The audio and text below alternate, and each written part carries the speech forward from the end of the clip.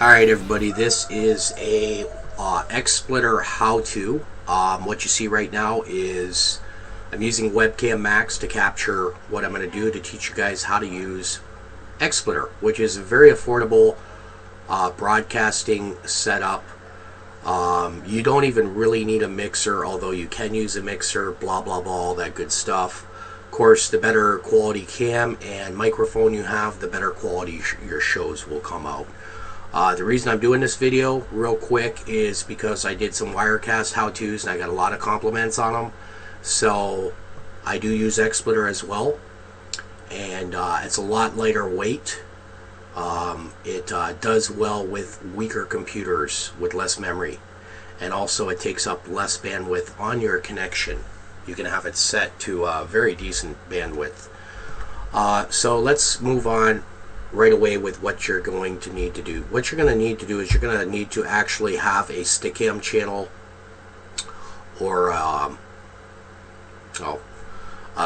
Stickam or Justin TV or Uscreen or what have you. You're going to want to make up your own channels. What I'm going to do is I'm going to actually click on mine that I actually have right now. Oops, I'm broadcasting. I better undo that. I'm going to edit the channels instead of adding one and show you what a channel is basically. First thing you're going to want to do, and I'm going to click on my own one in edit, and you would click add, and first thing you would do is type in a name here of the channel. Okay. Second thing you're going to do is you're going to want to go into your Stickam account or your Justin TV, and you're going to want to get this RTMP key in the advanced settings. You're going to copy and paste that right in here, and then you're going to put FME stream, and you're going to choose the type of FME that you stream with. I use 2.5. I believe I was told that the 3 utilizes a higher processor than what I have. I only have a 3-core laptop processor, Intel. So I heard that the 2.5 was pretty much the max that utilized my processor. Now I don't know if that's true. That's only what I was told. You can set the buffer rate to pretty much anything you want. I usually do 1,000, and I do 1,000 here. Okay. Quality I keep at 6. And you see MP3 is my codec for sound, 44.100 kHz 16-bit and 9600. Then you're going to hit OK and apply. Then you have an actual channel. Okay, so next, when you go to broadcast, what you do is you actually log into your Stickam account, or and you hit go live, which would be in your upper right hand corner of your Stickam. A little pop-up will come through, and you just make sure you're on advanced settings, hit next, next, next, and go, and a chat box will come up without a picture in the middle. You won't see yourself actually broadcasting if you're going to do a live broadcast in advanced mode on Stickam. Now with Justin TV, you don't even need to do that. You just start broadcasting right here from your XSplitter, and all you do to do that is go to one of these, pick them, and click on that, and then you'll start broadcasting. But let's get into how to set up a scene. First thing you're going to want to do is, I don't know, maybe pick a background, right? Or, oh, you know, how about this? Let's make a splash screen so that when I'm taking a break and I'm not on cam, and I don't know why this does this sometimes, I have a splash screen running for people to see. What the heck is going on here? Of course, you know, it picks today to not do this right. Alright. Don't ask me why it is doing that. Let me add a camera first then. My live cam. Alright, got my live cam, and I'm going to add a background. There we go. Now it's working. Alright, so I can pick, basically, you can pick actual moving backgrounds like fire, like right here. And what you're going to want to do is go into there and go into position. Uncheck the keep aspect ratio. And you can go into the media and loop that. Hit loop so that it continues to play. Also, what I do is I also click on the speaker so that there's no sound from any of the media that I use. So like I play my music on Spotify, Pandora, Slacker, there was some other one too, Shark something, but I have my music, so any video clips that I have, if they do have music, I always have them muted, just to let you know. Then you can expand this so that it's full screen, and you can actually go into position and clip it out here, right, left, bottom, top, so that it's the full screen. Then just by doing this simple thing, I can move my cam in front of that. Now when I leave this screen and go back to scene 1, now it moves. Also, I can rename this just one cam shot or one cam, and it'll always be named one cam from now on, and I'll know which one it is. Alright, so now that we got that working and you have a one cam shot, I'm going to make a new scene and call it splash screen.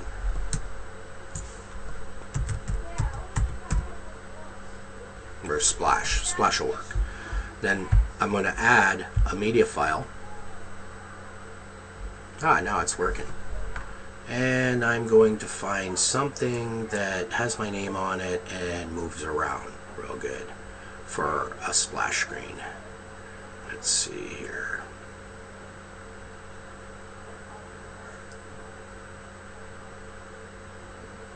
I have so much junk in here forever.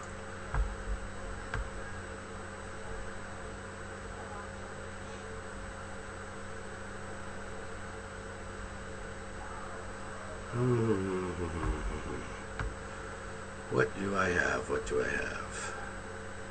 That's good to use for a splash screen.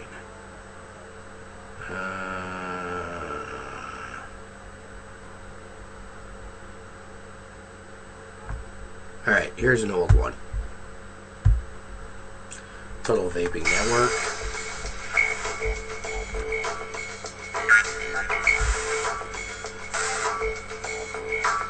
That's from Hold up.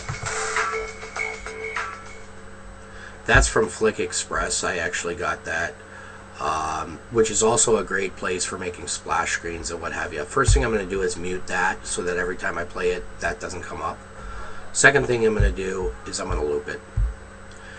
Then after I'm done that, I'm going to pull this thing huge, and from now on, when I need to take a break, I say, people, I'm going to come back in a minute, hit the splash screen, it goes up and continuously plays. It's that simple.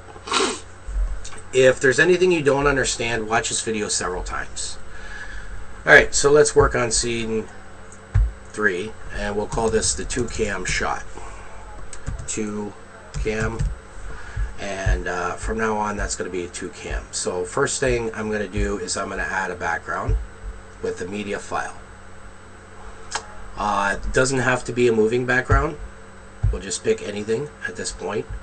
I'm going to uncheck the aspect ratio first thing in position so that I can stretch this out any way I want. And there you go. You got a background. Now let's add a cam. Add a Microsoft Life Cam.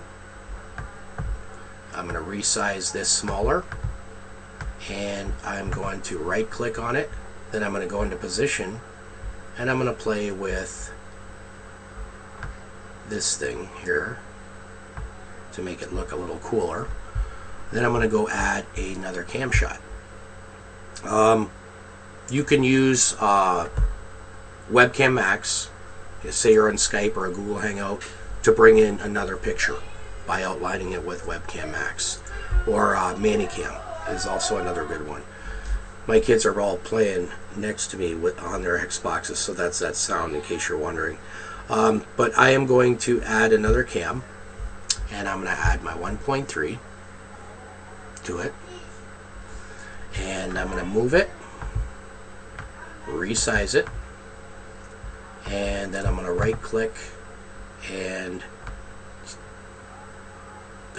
wrong way here, tilt it the opposite way so I have a clean shot. So now I've got a 2-cam shot, I've got a 1-cam shot with a moving background, and I have a splash screen for when I want to take a break. Also, what you're going to want to do, it's up to you, if you're going to have more than one presentation, is you save the presentation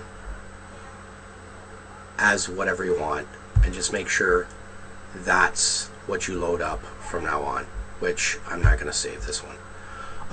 Okay, let's get into green screen. Okay, so I want to do a green screen shot. So scene 4, I'm going to call it green screen.